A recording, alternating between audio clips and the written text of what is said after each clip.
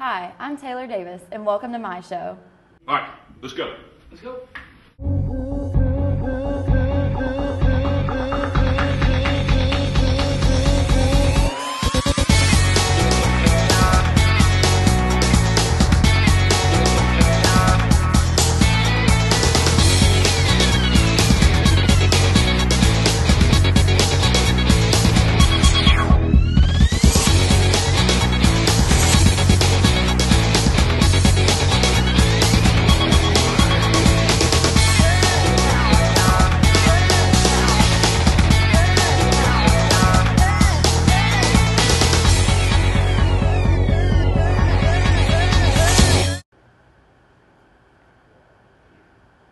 Hi, welcome to MyShow.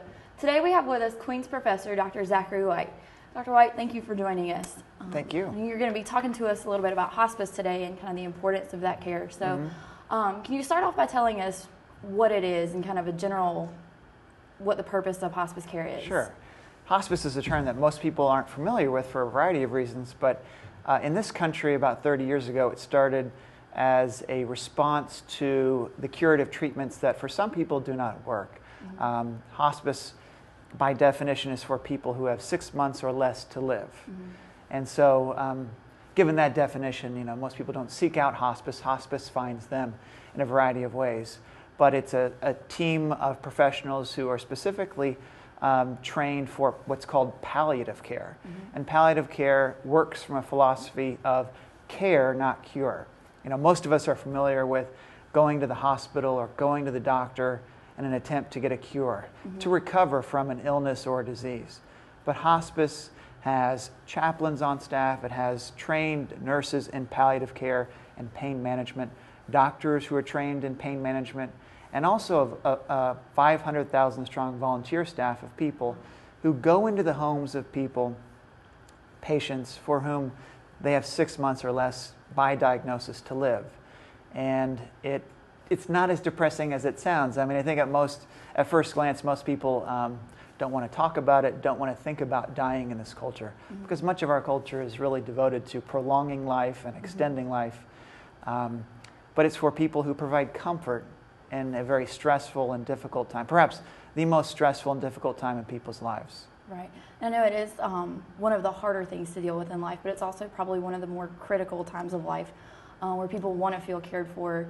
And I think it's great that hospice can provide that passion and that, like you said, that it is a very volunteer oriented thing. Right. So how did you get involved with hospice? Like most people, you find hospice, or hospice finds you for life reasons. Almost all volunteers that I've ever worked with or studied or been around have had some personal experience with hospice.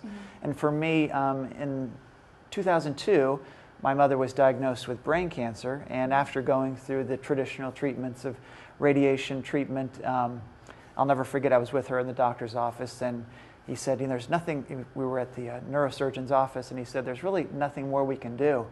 And like most people, we hadn't thought about life after, in essence, a death diagnosis. So we went back to the practitioner who was working with her, and she talked about hospice. And my mother could have pursued experimental treatments, but from what we learned, the experimental treatments would have given her a month more of life. And she would have been in a hospital thousands of miles away. And she was very adamant about wanting to be at home and be with her family. And so hospice was the best choice for us. And very quickly we learned that hospice really was a life changer. They come into the home, they provide a hospital bed for you and for my mother, and almost round-the-clock care. They come almost daily. Medication is sent to the home. Social worker comes in. Like I said, nurses who are trained in palliative care. People who came in to bathe my mother. She could not move at this point. And throughout the dying process, and there are different elements in the dying process, but these are people who are really trained and experts at that. When you sign up for hospice, you also, in essence, sign up for the fact that you will not be calling 911. Right. There's no more reason to race to the hospital, which is a really radical shift in the way we think. And I was at that time finishing my dissertation at Purdue University and had the opportunity to be home So I was home with her during 3 months, part of the summer and into the fall, when I was there at that last doctor's visit, and then all the way through hospice until her death.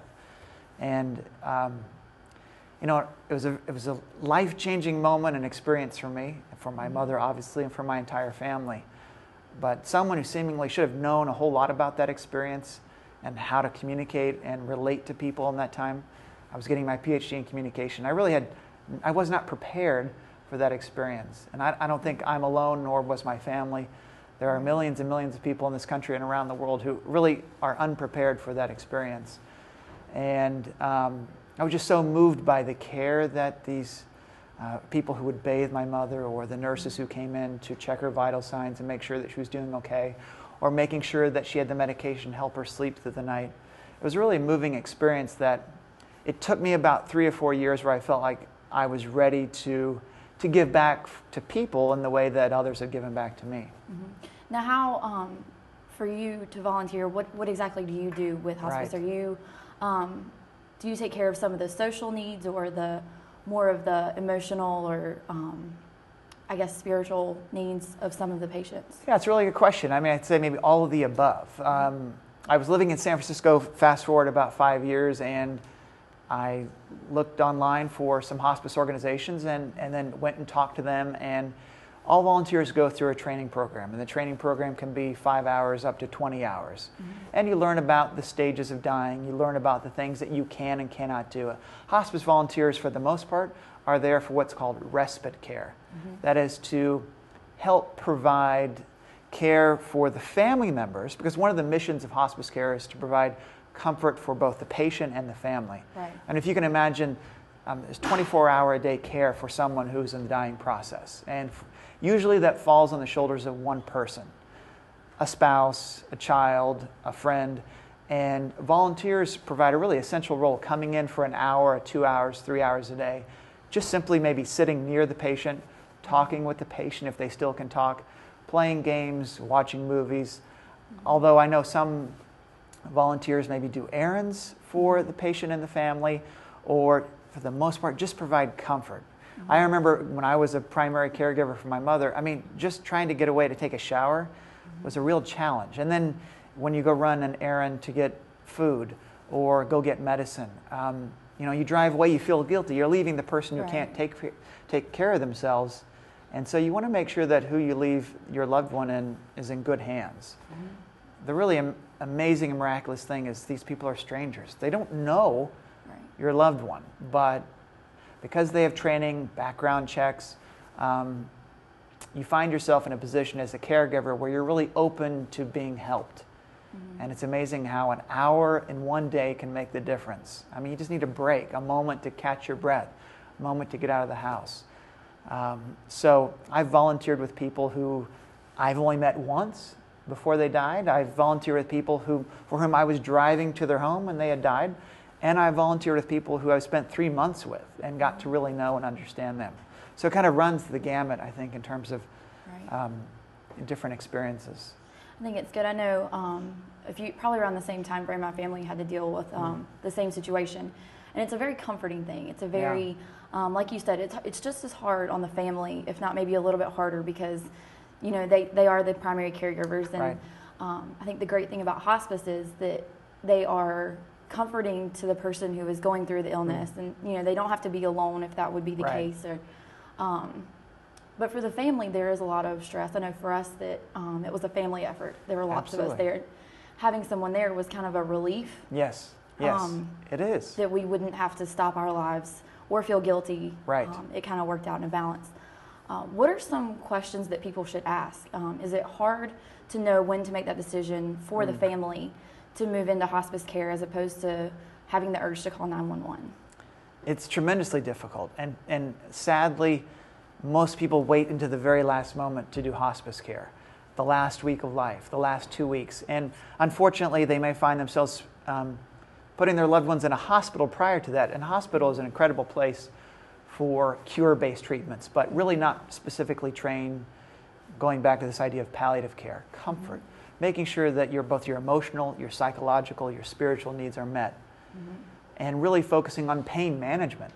There's nothing more. I remember, hearing my mother talk about some of the pain she was experiencing, the difficulty sleeping, and it made me feel remarkably helpless. But under hospice, they were really able to focus not on, is she going to get hooked on medication? I mean, Right. you know, a lot of us work in that language because of the fact that we expect recovery, but for someone who is in the process of dying, getting hooked on a medication is not really a concern. The concern is, how are you feeling? You know, what is your Right. level of pain? But most people wait because there's no one that will tell you it's time for hospice. Most people Right. associate hospice care with giving up. Most family members don't want to be the ones who say, let's have a conversation about hospice. Right. You know, at that moment, those experiences with my mother and the volunteering experiences changed also the direction of my academic life, my professional life. I really switched gears and really wanted to focus on communication at the end of life.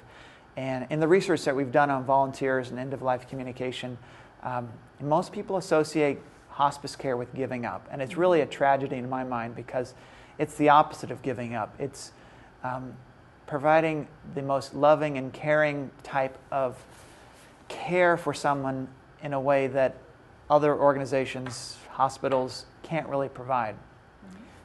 If I had one thing to tell people, it would have that conversation early. I also try to consult doctors about how to have that conversation. Doctors don't know much about hospice care either. I mean, it's really kind of fascinating. They don't know anything about it. They don't want to know anything about it because if they do, they feel like they're breaking their Hippocratic oath and they're not making sure that people live as long as possible. Right. And you said that people think of it as kind of a giving up, but Yeah. people do come out of hospice. Like it's not. I mean, 9 times out of 10, you know, it is a comforting, a comfort pain management Right. situation, but it has happened Yeah, that people yeah. can recover.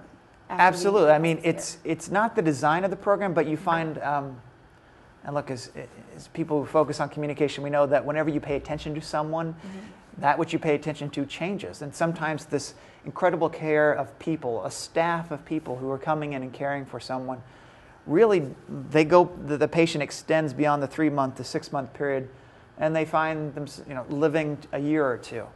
It doesn't happen often, but it does happen, and it's not, something that most people think hospice volunteers talk about when they go visit is, you talk all about dying. Most volunteers never talk about dying with the patients. They talk about life and living. They talk about everyday issues. They talk about if the patient wants religious issues. They talk about a television show. They talk about whatever that person wants to talk about. And perhaps more than that, I find a lot of the visits I go on, there's not a whole lot of talking. More nonverbal presence. You mentioned the idea that most people don't want to be left alone. I mean, it's really the number one fear of patients and family members. And I had to get used to going into a situation and not talking. I like to talk. I mean, I would go in, how do you introduce yourself? Do you say, how are you feeling today? Probably not a good question. Like when you introduce yourself to me or vice versa, like how's your day going? I mean, you can ask those questions, but you really learn to have to really reorient yourself to a whole new situation. You focus on the present, not on what's coming in the future. If they want to talk about their past, you talk about their past. I've had some situations where I've helped patients kind of create a journal of their life or write letters to loved ones. But most of the time, I'm sitting there while they're sleeping. They may be heavily medicated. They may not know where they are. But I do believe they can hear me if I do want to talk. I've had family members who ask me, can they hear me? And hearing is the last sense to go before you die. So I always answer, I tell them it is the last sense that people have before they die. And I always encourage them to talk and to share with their loved one. They may not be able to respond in a way that we understand, but I think it's important for their loved ones to believe that they can be heard. Right. Just kind of a peace of mind. Peace of mind. Well, thank you very much, Dr. White, for giving us a very positive outlook on something that is commonly construed as a very upsetting thing. It's been a pleasure having you on our show. Absolutely. Thank you, Taylor.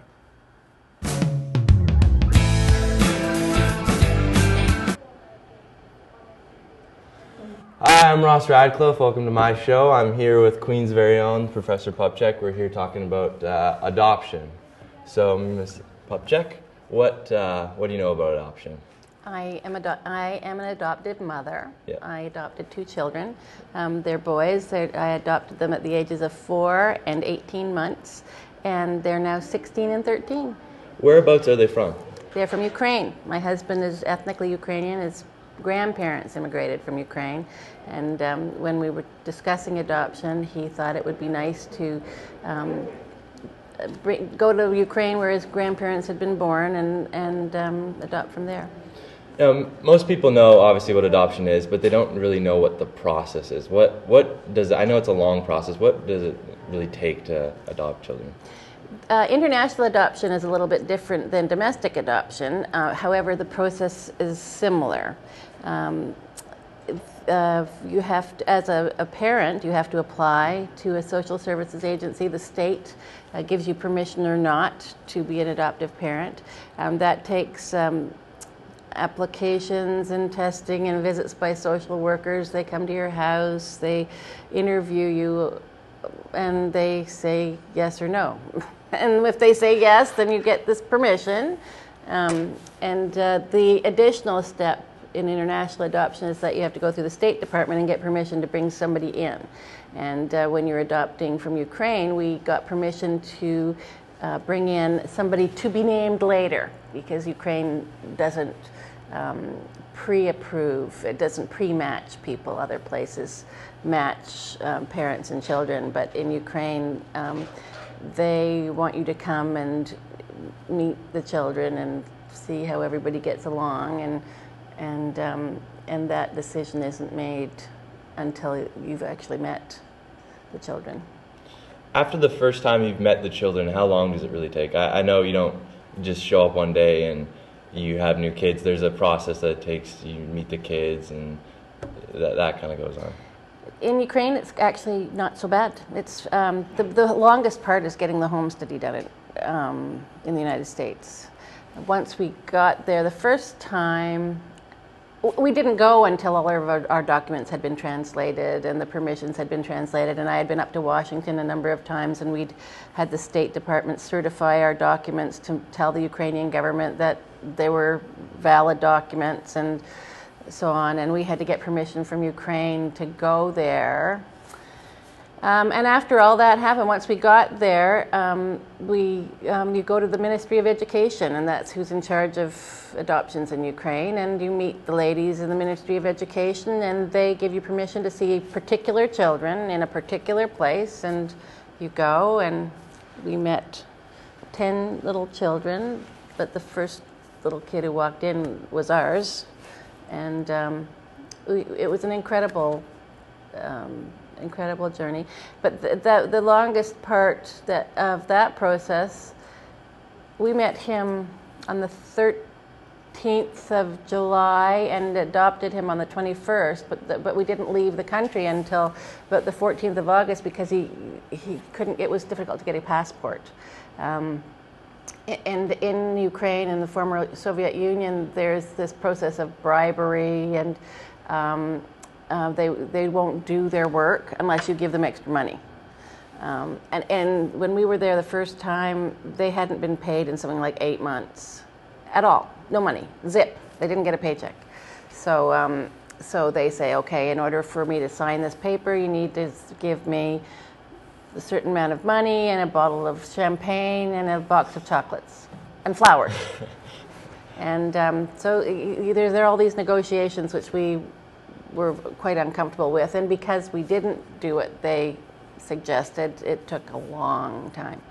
The second time we went, the judge just said, okay, here's the deal, you're going to meet with this woman. The woman said, okay, here's the deal, for $600 we can do it in a week.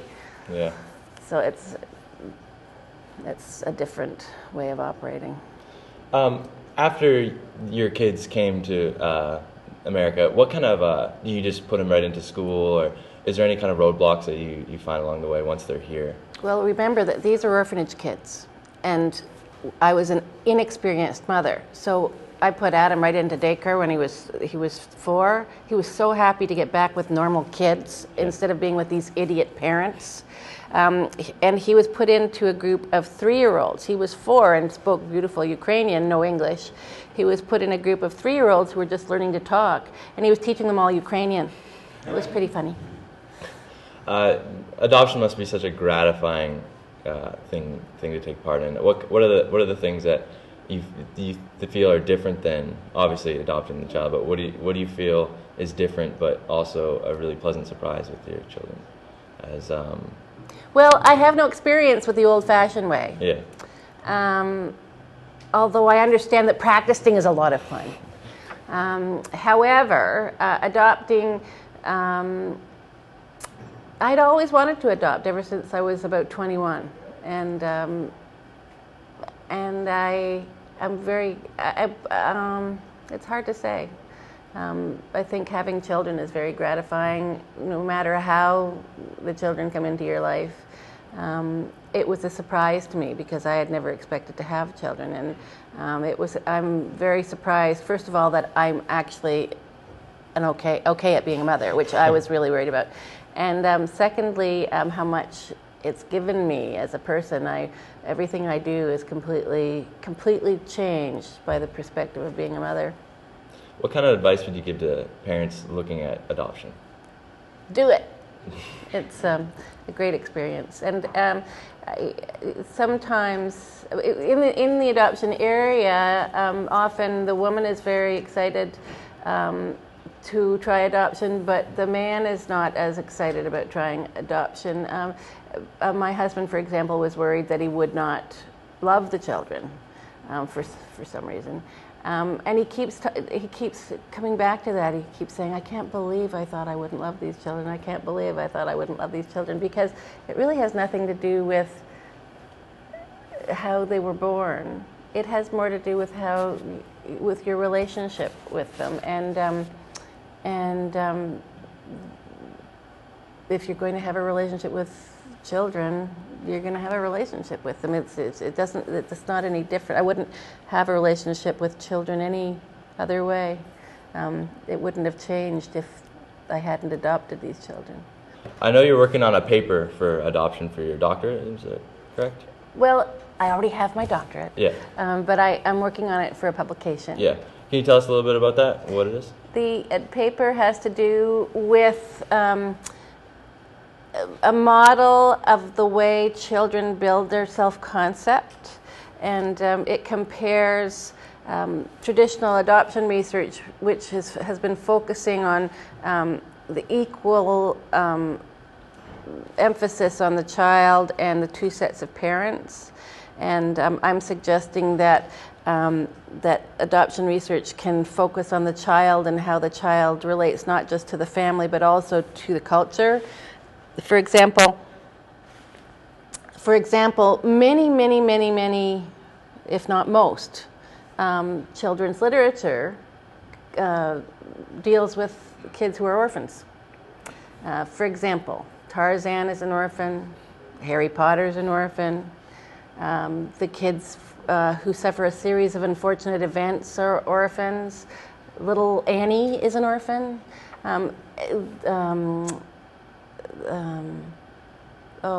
Charles Dickens. Oliver is an orphan. And so much of this literature when children experience this literature or watch these kinds of movies, they want to be one. And how does that influence children who are one or were one, as the case may be? I did a paper once on watching movies about adoption with adopted children, and found that my children didn't put themselves in those places at all, but many children do. So the general culture really influences the way people view adoption. Some people view it as very stigmatic, and that historically relates to the fact that traditionally bloodlines were very, very, very important, especially, for example, in England. There were children as you may know from your history, in kings and queens and so on, children born in wedlock and out of wedlock, and the ones out of wedlock had no hereditary, didn't get anything from their parents, and the ones in wedlock, only the oldest boy got something, and then the rest were given different jobs to do. But there was a hierarchy, and it all had to do with bloodlines. Well, there was no such thing as adoption at that point. However, what there was as soon as a child was born into an upper class family, that kid was actually placed out into the countryside with another family until they were old enough to work for their dad. So there have always been ways that other people have incorporated children into their households. And over time, these ways have changed. So lately, in the 20th century, the concept of confidentiality and adoption caused significant problems in terms of building a healthy identity into adulthood. Not knowing your background, not having anything to cling to with regard to grounding your history, turned out to be a bad idea. And so my model suggests that you just add that you make sure that children have a good grounding in history, and allows them to build their self-confidence. I know with adoption, I mean, obviously you adopt the children. Do you have any relationship with the parents when you adopt, or is there different kind of scenarios where the parents are involved or not involved? In domestic adoptions, if you are an American or a Canadian who wants to adopt a child who is American or Canadian, typically you do have a relationship with the biological parents. In international adoption, typically you don't, because culturally they retain a stigma, and often you don't know who the parents are. The parents have been lost to history, lost in the administration. Some children are abandoned, and the parents are then legally separated from their children. They're declared as abandoning parents, and those children are then available for adoption. Alrighty, well, thank you very much for coming on the show today, and that's it.